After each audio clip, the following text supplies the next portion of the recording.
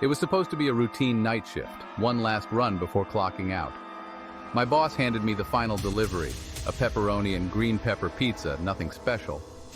The name on the order was Jake Wallace, which sounded ordinary enough, and I delivered all kinds of orders to every corner of the city before. But right from the start, something about this one felt off. The address was strange, 116 Redford Lane. But when I punched it into my phone, it wouldn't come up. Nothing. No Redford Lane anywhere nearby. I tried entering it into another map app. Still no luck, just a random spot on the outskirts surrounded by woods. I didn't even think places like that still existed around here. Normally, if the address didn't load, I'd leave it and tell my boss it was undeliverable. But I was exhausted, and my boss reminded me we'd been getting low-star reviews for late orders. So I zoomed in on the coordinates and saw a rough gravel trail marked only by a thin line through the trees. Sighing, I figured I'd get it done, punch out, and be in bed in no time. I loaded the pizza bag into my car, plugged in the location coordinates, and set off. The GPS rerouted a couple of times like it couldn't get its bearings either. I shook off the feeling of dread creeping in and focused on the road, which was getting darker and emptier the farther I went. After about 10 minutes of winding roads, trees started closing in on both sides. It felt surreal, like I'd crossed into another world.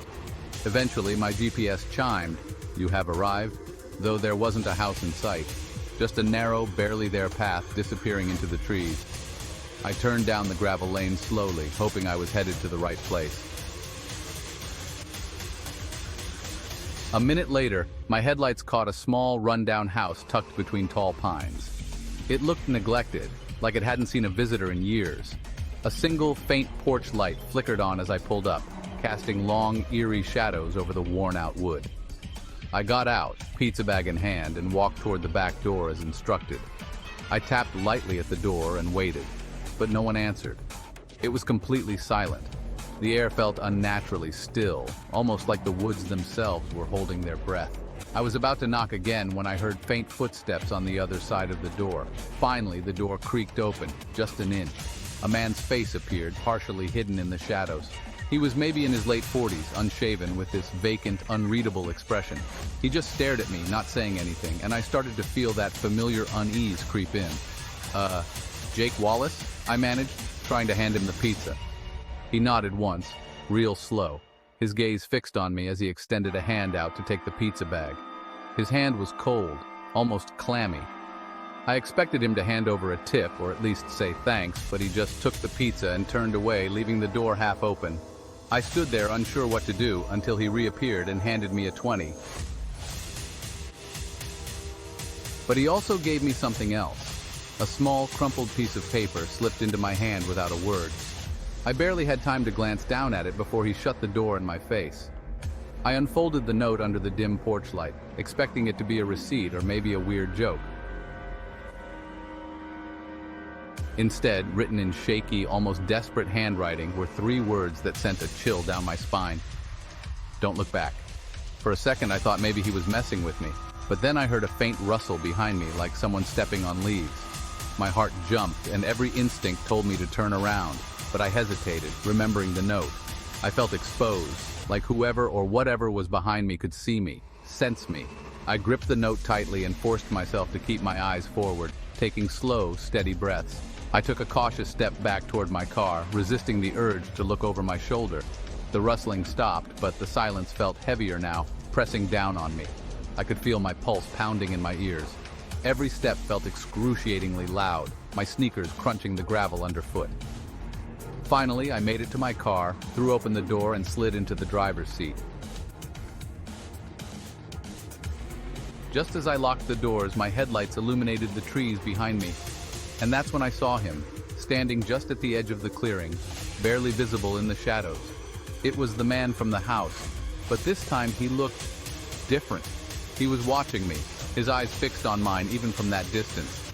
I started the car, hands shaking as I gripped the wheel. I took one last glance, but he was gone, vanished into the trees like he'd never been there. I reversed out of the driveway as quickly as I could, my headlights bouncing off the rough gravel. As I pulled onto the main road, My eyes darted to the rearview mirror, half expecting him to be following me, but all I saw were the empty, dark woods. Trying to shake off the encounter, I pressed on, hoping I'd just imagined it.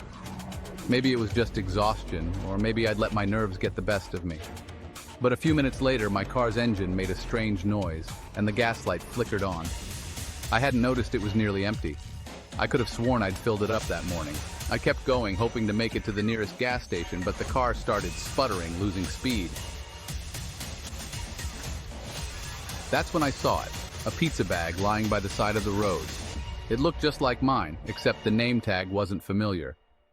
Eric Tucker was scribbled on it in faded marker, but something about it looked old, weathered, like it had been sitting there for years. I glanced around, hoping maybe someone else was nearby, but there was nothing, just the empty road stretching out in both directions. Heart pounding, I tried calling my boss to explain the situation, but there was no signal. Figures. Out here in the middle of nowhere, I was on my own. I sat in the car, thinking about that note and the man's face as he handed it to me. I kept glancing back at the road, feeling the weight of something I couldn't quite see. I don't know how long I sat there, hoping my car would miraculously start again, but eventually I gathered the nerve to get out and check the engine. I opened the hood, and as I leaned in, I heard it, the faintest crunch of footsteps, this time from somewhere close. I whipped around, scanning the road and the woods beyond, but there was no one, only the darkness, thick and silent. I climbed back in, my fingers trembling as I tried the ignition one last time. The engine sputtered, but finally it roared to life. Without looking back, I floored it, driving down the empty road until I finally reached the lights of the city. Back at the pizzeria, I handed in my bag and told my boss about the night. He laughed it off, said I was probably just tired. But as I left, I caught a glimpse of the delivery roster for the night. My blood ran cold. At the top of the list was a name I hadn't seen before, Eric Tucker, marked as a no-show from the same address on Redford Lane.